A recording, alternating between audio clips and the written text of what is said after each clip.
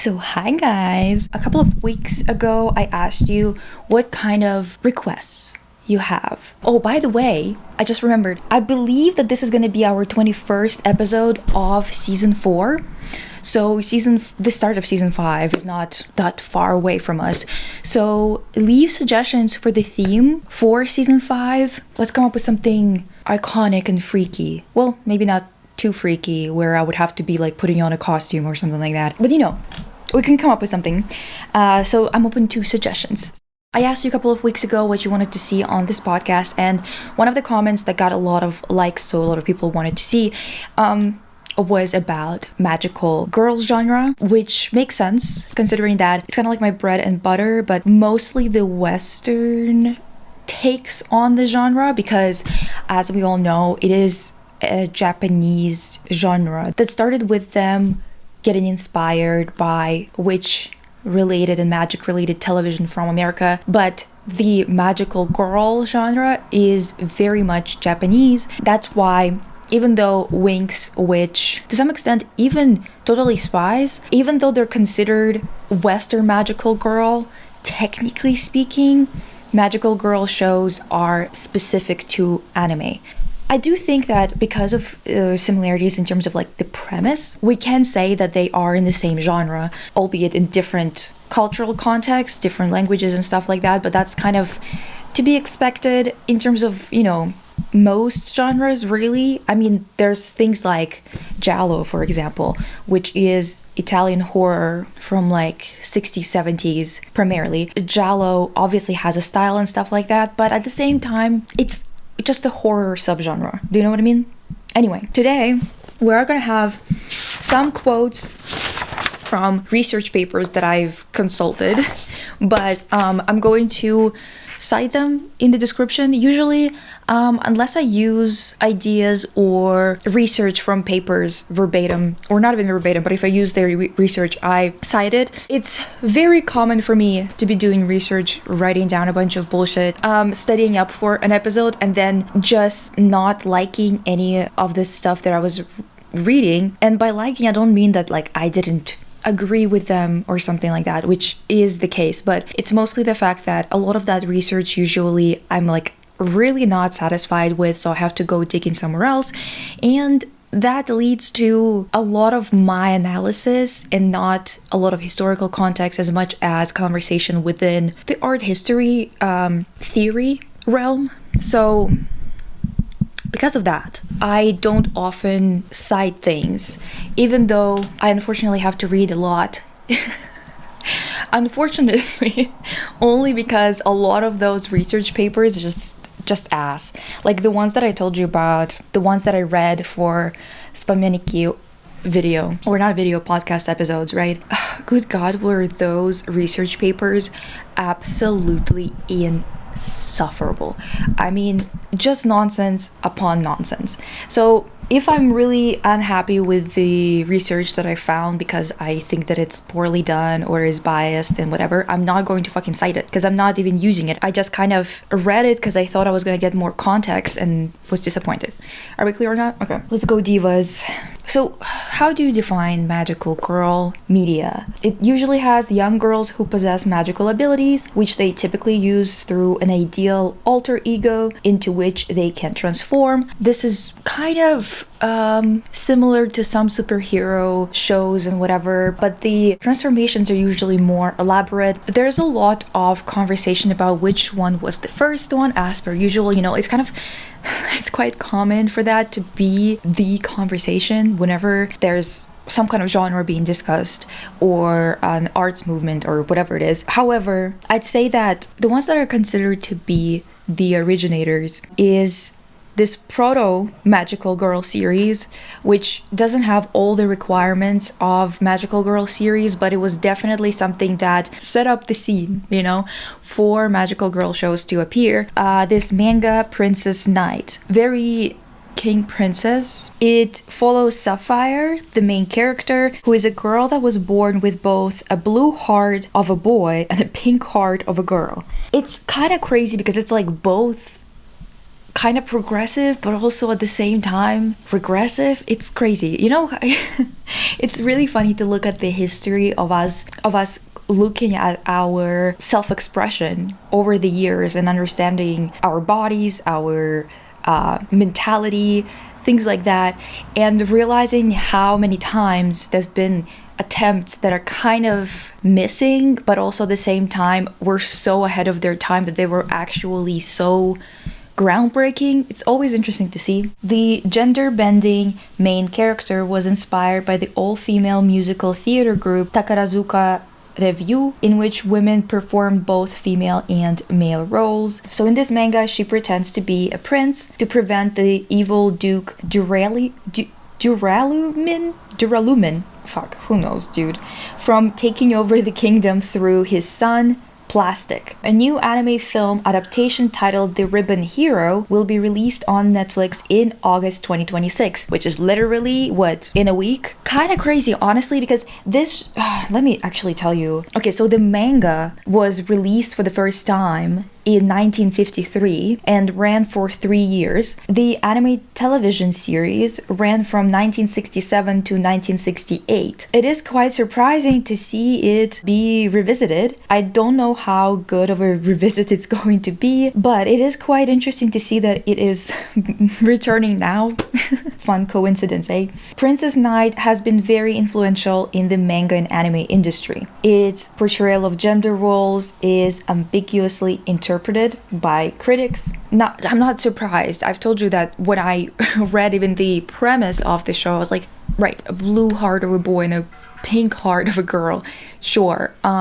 Yeah, some people think it's pro-feminist ideas. It has pro-feminist ideas, and some think that it expresses misogynist ideals of 1950s and 60s Japanese society. Not surprising, but at the same time, dude, it's good to see that they were still experimenting and trying different types of things, but of course we can always wish for better. Technically, it's still not fully magical girl genre, okay? The first magical girl series, at least in consensus of most people, is The Secret of Ako-chan. If you're like, no, it's Sally the Witch, well, you're kind of wrong and right at the same time, because as an anime, it was Sally the Witch. It was first. But in terms of manga, this series predates Sally the Witch. It's kind of the same situation as with Witch and Winx. So according to these research papers that I've consulted, I'm going to obviously, they're all in the description. A lot of these series, when they were in their development, the first series that kind of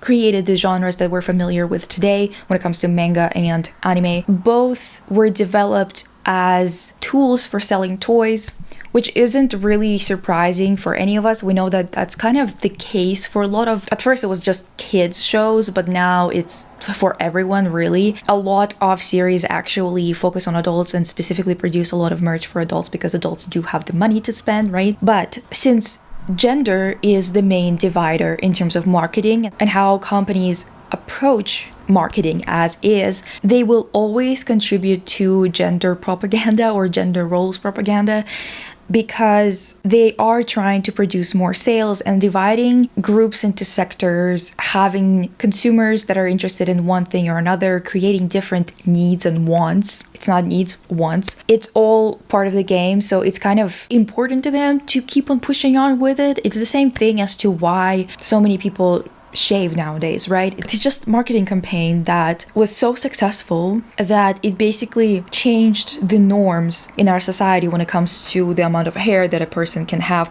in public, right? Unlike the United States and some European countries where advertising directed at children is seen as highly problematic, it is best to consider Japanese magical girl anime as 25-minute advertisements for toy merchandise. The careful exploitation of feminine and masculine ideals in children's television programs has established gender as perhaps the most powerful and conspicuous ideological tool that defines and classifies media culture for children. Most of all, what you need to know is that it's just profitable. So whereas, a lot of people try to frame all of these shows as some kind of wins for women's rights and stuff like that, and the fact of the matter is, if the narrative presented in them is not progressive, it's not going to have a progressive impact. However, in the 1960s and 70s, Toei Studio that I have beef with, okay, because they took down, I was literally my first deep dive into a series was a deep dive into Sailor Moon, okay? Literally my first ever deep dive. And I did it right before, I don't know how close to it, but it was definitely before I was diagnosed with cancer. And then afterwards, when I was already going through chemo, they took down my fucking video like a year later or some shit like that. They completely took it down. And the thing is, I did not use any clip that was longer than 3 seconds. They were just honestly very unreasonable. I don't know if you guys have noticed, but Japanese people just really obsessed with copyright, which I wonder if, to compare to the West, where it does not extend to the outrage with AI as much as it does with everything else, you know, like you still can't use more than 4 seconds of a movie in your video, even if it's for context with Western movies, but you can create entire AI tools that use everybody else's work. Very much a double standard. I wonder if it's kind of a double standard in Japan, or if they actually stick to their guns and, you know, to disliking copyright infringement. I did reinstate the video because I got really... Dude, I was going through cancer and I was like, who gives a shit even if they sue me? Like, sue me, bitch. I'm gonna die anyway. I didn't die. Obviously, I lived. But I just didn't give a shit. So I kept on pressing on them and kept on sending back copyright things for review, to the point where YouTube was like, if you send it again, they're gonna have to go... Like, if they want to do anything about it, they're gonna have to go after you legally. And I was like, yeah, I don't give a shit. I was in a funk. So I just sent it to them and they gave up. So the video is back up if you want to watch it. But first there was a TV manga in 1962-1963, then Sally the Witch in 1966, okay? Sally the Witch was inspired by a popular Western fantasy show. It's not just fantasy, I guess it's fantasy sitcom of some sort, right? It's called Bewitched, that started airing in 1964 in America. So it was like right when the show was at its peak popularity. They were inspired and decided to create Sally the Witch, right? Bewitched incorporated the concept of magic as female power to be renounced after marriage, thereby providing a discursive site in which feminism as female power and femininity has been negotiated. In the dawning of America's feminist era, the magical girl narratives often revolve around the magical freedom of adolescence prior to the gendered stage of marriage and motherhood, suggesting the difficulty of imagining elements of power and defiance beyond the point of marriage. In fact, these programs were broadcast exactly when the rate of love-based marriage started to surpass that of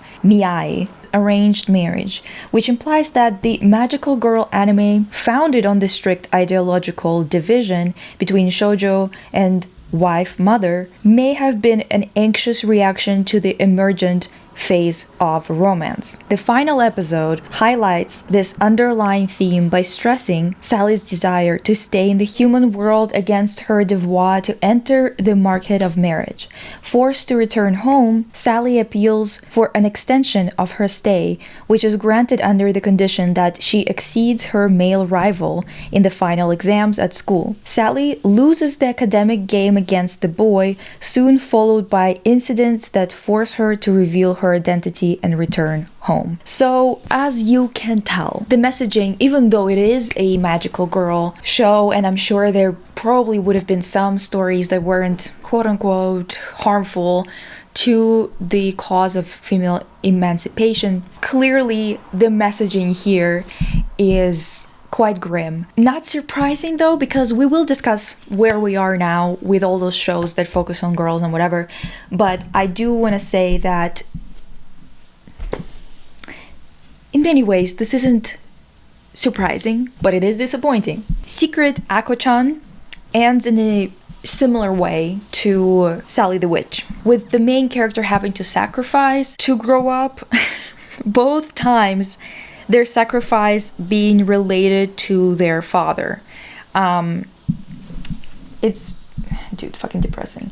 The final episode in which she relinquishes magic to save her father. Ako-chan embraces the cross-generic mismatch between the radical idea of empowering a girl with superhuman ability and the hahamono sentimentalism. Hahamono is story of maternal love. I don't know, Diva. That's none of my business. This superhuman ability is given to her, but she needs to sacrifice it because the main point or the most important thing is the sacrifice that is idealized, the women's sacrifice, of course, and not just sacrifice, but self-sacrifice, of course.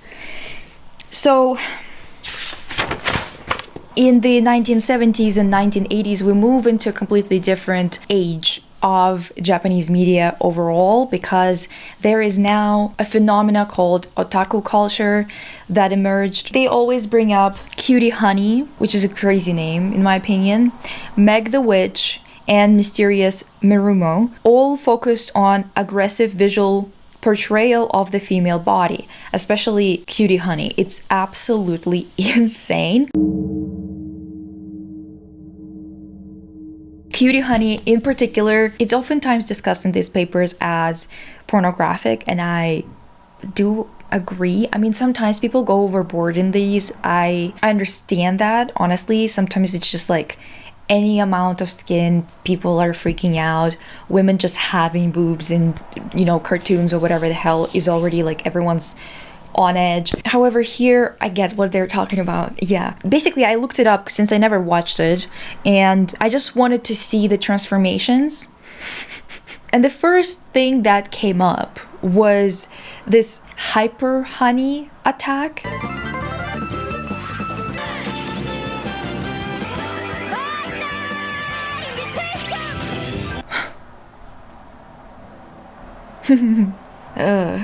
Oh god. Whatever. Now, in the 80s, anime starts to solidify as its own thing. Outside of just being a promo for things, its own thing that might create merchandise because of its popularity as a series, right? And this is where transformation sequences become super important to the genre, right? I think many of the texts that I looked into are a little bit one-sided on the question of the purpose of those scenes. I do agree with their reading, which, like a lot of people, mentioned that it is to basically advertise the toys, to show the details that you would be able to see in a toy release instead of it being just about sexualization. I think that it's definitely more profitable for things like this where you're making toys and whatever to perchance be focused on trying to sell the toy rather than the sexualization on its own, which I'm not saying that every show approaches it that way, but I think in general, to me, it seems like it's probably more connected to money. Also, this does beg the question of Wink's transformations, their purpose, you know. But I guess that Wink's technically is an anomaly in general, especially when we're talking about these shows, because Witch, for example, has a lot more in common with the traditional idea of what a magical girl is, because when they transform, they physically transform from like 12 years old to 18 or so. There's definitely that element of transformation physically that was quite common in the early magical girl shows, not so much anymore. So in the 1990s and 2000s, there is this third wave of magical girl shows. Sailor Moon revived the genre. It was dying out, wasn't really getting as much attention as it used to. I'm pretty sure if you're familiar with Sailor Moon, you know how hard it was to produce the manga and to keep it going because of the opinions of the executives until it really hit its stride. With animes like Cardcaptor Sakura being aimed at the female audiences mostly, with pretty semi-lyrical and Nanoha? My writing sometimes, I literally don't know what the fuck I wrote here. Aimed at the male audiences, adult men. I don't know anything about these shows. They weren't the focus of most of the papers that I read. So Precure, for example, featured action scenes that were directed by the same director that worked on Dragon Ball scenes, like fight scenes. So there was a lot of overlap in terms of conventions of fighting scenes, going from one subgenre or genre into the other. As I've mentioned, the early magical girl shows had the characters age up, usually from a preteen to a young adult or from a preteen to late teens, something along those lines, while later seasons started to focus on outfits alone to BH. Some people speculate that it happened because of this Miyazaki Tsutomu sexual murder of little girls case from 1988. I guess people were speculating that because this blurring of lines between kids and adults, it's not great, obviously, but also none of it is great, so I don't know what the hell they're talking about. They do need to tone it down in general, and they still do. This is the thing with Japanese media. And yes, there's gonna be a lot of people who don't agree on that. I have discussed Sailor Moon before, obviously, in my deep dive. I did discuss some of the weird norms and beliefs that are embedded into the series. Even though I do love the series, it doesn't remove the weird shit. There is this quote from one of the texts that I think is a great way to address some of it here. Concerning Sailor Moon, for example, Allison explains that, assumed to bear the fewest responsibilities and pressures to be socially productive, the shōjo, as both subject and object, has come to stand as the counterweight to the enterprise society. The dream identity of shōjo originates from her status as liberated from wide variety of obligations undertaken by men as well as from domestic obligations of married women, whereas enemies are often power-hungry seductresses with thick makeup. The visual and figurative measure of the magical girl's power is shown by youth and cuteness, such as frilly layers of skirts added to a school uniform. If transformation in the previous era signified empowerment by growth, the 1990s magical girls maximized their power by simply being themselves, cute and carefree students.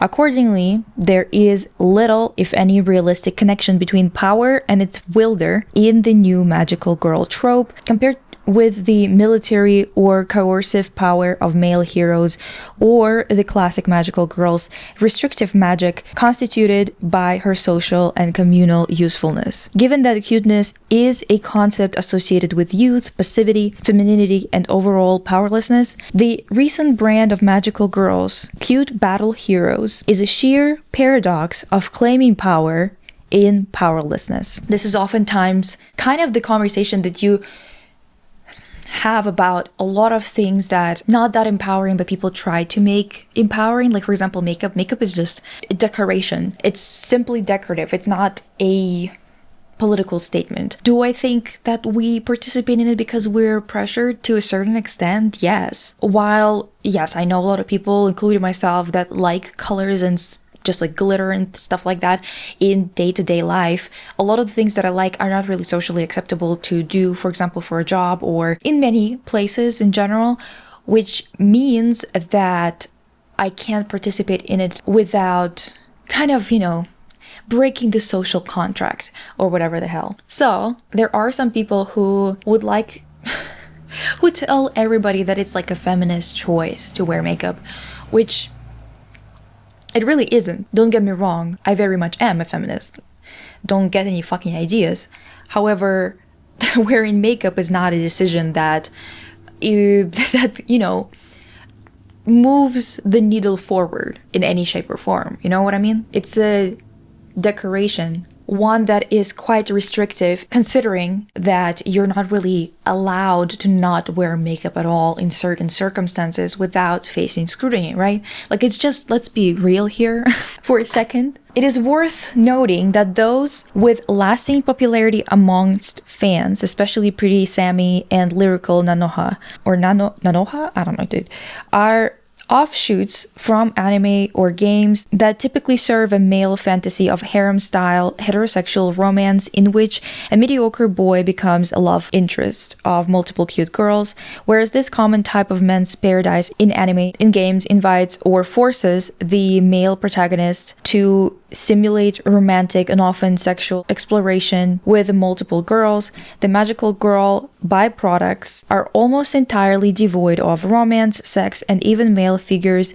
that can be a threat to Shōjo's prepubescent utopia. In contrast to the overwhelming presence and pressure of romance in the originals, the spin-off magical world usually consists of female friendships and ordinary but fun school life, which forms a pseudo-lesbian community in which girls enjoy a carefree everyday life. This is something that I want to discuss when it comes to a lot of the shows that kind of tricked me as a kid into thinking that they were for my demographic. Namely, that happened with me and K-On!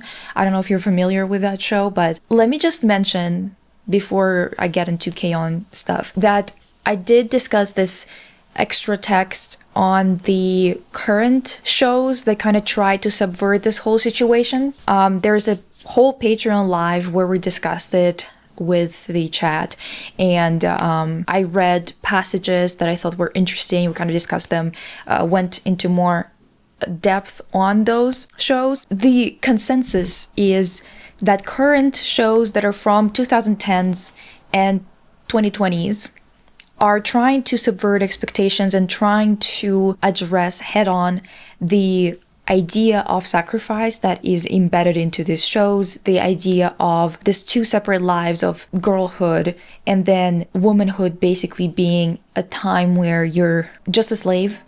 And the way that they kind of try to approach it, they at the very least acknowledge that this is the type of shit that they're trying to portray here, or that the metaphor is going for that. However, the depressing part about it is that their solution, currently at least, is metaphorically to basically say, yeah, it's not really fair that you have to sacrifice yourself for the world or for society, but what are you gonna do?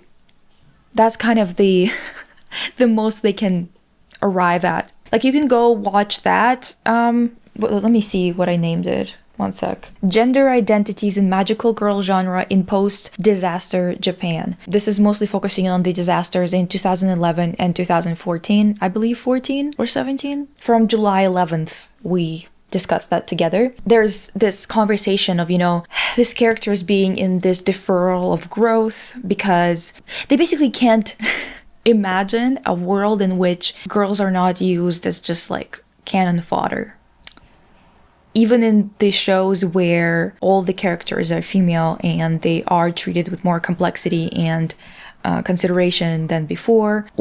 So with all these genres, with all the shows that are produced in Japan that are made for, well, I thought for young people, right? The magical girl shows or shows that are focusing on girl groups, right? So K-On!, for example, is a show about a music club and it's just girls in that school, as far as I understand. To me, as someone who for how many years?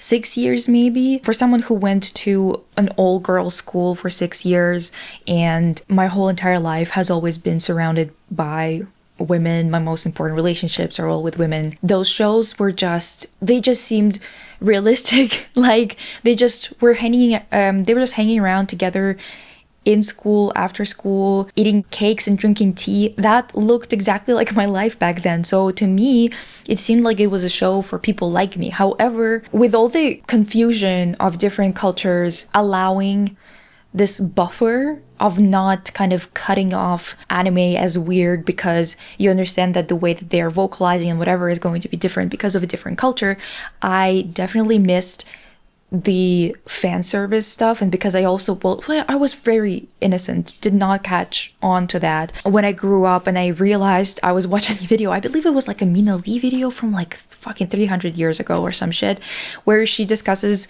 Japanese schoolgirl uniforms, and I was shocked to find out that K-On! Was actually made with older men in mind, or men in mind, that it was made for them for like fan service and whatever. And the reason why there's no men there is because it is a fantasy of not having competition or some shit like that.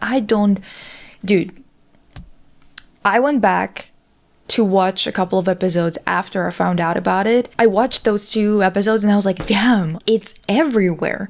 I definitely didn't notice it as a kid because, well, I was a kid, but now as an adult, I don't know, I felt very betrayed that something that was so deceptively for my age group was actually kind of pervy.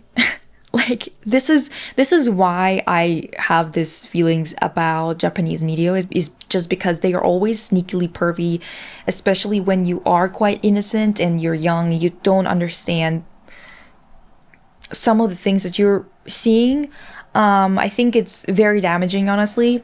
I'm not saying that you shouldn't be watching anime altogether, because they're great works of animation and film and other stuff like that everywhere around the globe, including Japan. But you do have to be more critical, because their society is extremely misogynistic. It's just the truth. They rank literally 100 and something out of 127 countries or some shit. Like, they rank really, really low on gender equality. Just something that you kind of find out as you grow up and you learn more about the world and about politics. You find out why Japan was what it was, why it became what it is today, and why they have this huge problem with sexual exploitation, why they have the sound of, the camera shutter turned on all the time. It's just like, it's illegal not to have it on. It's impossible to not have it on. I guess maybe somebody, if you're like tech savvy, you can turn it off, but it's illegal to do so. You understand why these things exist, and then it kind of reshapes your opinion on a lot of media that you consumed a little bit less consciously when you were really young. But yes, this is a genre that I have an affinity for, right? In many ways because of Winx and Witch. However, I do think that it's because it's closer to me culturally. It is European. It's a little bit closer to what I'm used to. I did grow up on Sailor Moon as well, and I did like Sailor Moon, but it wasn't as conscious for me because it was reruns, obviously, when I saw it, but also it was years after it already came out that I actually watched it, right? So it was already a vintage rerun type deal. So definitely less contemporary to me than Winx or Witch, which were the series for my age demographic. Yeah, it's a very interesting genre because it is in many ways reflecting Japanese society in terms of how much progress or how much girl power not to be so 2013 girl boss feminist about it, but how much girl power they can handle based on the metaphors and the fact that the most they can handle is someone who either has to sacrifice themselves, sacrifice their power, stay perpetually a child. But overall, even with plot twist and even with the acknowledgement of this child that can do things for themselves, an adult that can do things only in service of the other gender, it's still quite depressing, I guess. However, I do think that it's not, at its core, it's not unique to Japan. Obviously. But on top of it all, even in societies that are considered to be progressive, which, come on now, like if you're a capitalist country, be for real. If you are like more liberal in your views, there's still this core belief that just doesn't get addressed most of the time. And now that women actually choose what they want to do, and they don't treat something as life-changing and life-threatening as birth as like just like a willy-nilly type of thing that you just do because everyone expects you to. People are getting really antsy, and they are really showing, by people I mean men obviously, they are getting very aggressive about their opinion on how you're supposed to actually live your life, and that you're actually supposed to sacrifice your existence for the sake of continuation of whatever the fuck this is. Anyway, I do think it's really interesting that a theme that's discussed a lot here is that first and foremost, they went from addressing relationships to basically having no relationships except for kind of homoerotic friendships between the characters. It's kind of like a staple of magical girl shows now. It's interesting to compare it to the Western ones. Both Winx and Witch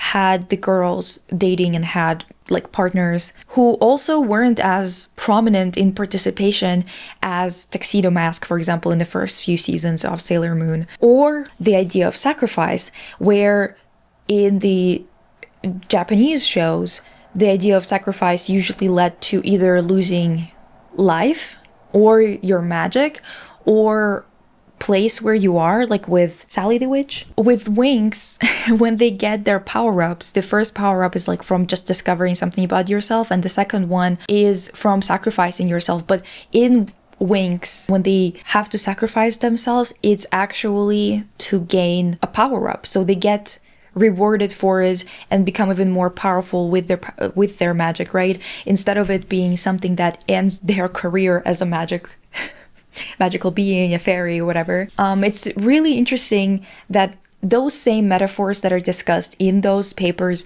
cannot be transferred to the Western takes on it. It's kind of interesting because I still think that there are a lot of like heteronormativity, for example, right?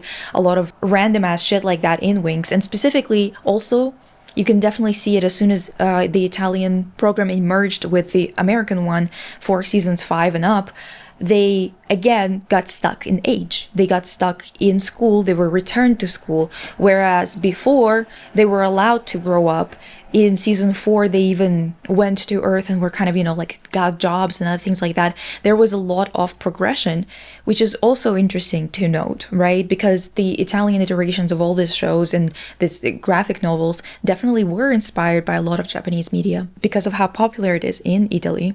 So it is a very interesting kind of relationship. If you have any thoughts on that, let me know, because I am ruminating, thinking about it, because maybe at some point this will be a well-formed thought that I might make into like a video essay of some sort, because it is really interesting to compare and contrast. Regardless, just a reminder, there's Therapy Speak, which is like once a week I do a live where I'm showing PowerPoint presentations, either from me, where I'm telling a story, showing a concept or something. Basically, it's something funny usually, to switch it up a little bit. Or I'm showing the audience's PowerPoints that either tell a story from their lives that's funny, their favorite or their least favorite characters from shows, whatever. But it's kind of like in a PowerPoint presentation format, kind of like that Dropout series, if you've seen it. It's similar to that. Yeah. So if you want to participate in that, head over to the streaming channel and then click on the Google Forms link that's in the Therapy Speak lives. It's always in the description. You can go there, click on it, submit something if you want to, and participate with us. I usually announce if I move something. I think this week is going to be on Sunday, so come hang or whatever. I'm also doing a Disco Elysium playthrough, and I do want to do some lives where I'm working on my art and we do it together. No, you're working on your own thing, I'm working on my own thing, but I can show you the process or what I'm working on currently. Either follow streaming channel on YouTube or on Twitch, doesn't matter, whichever you want to participate.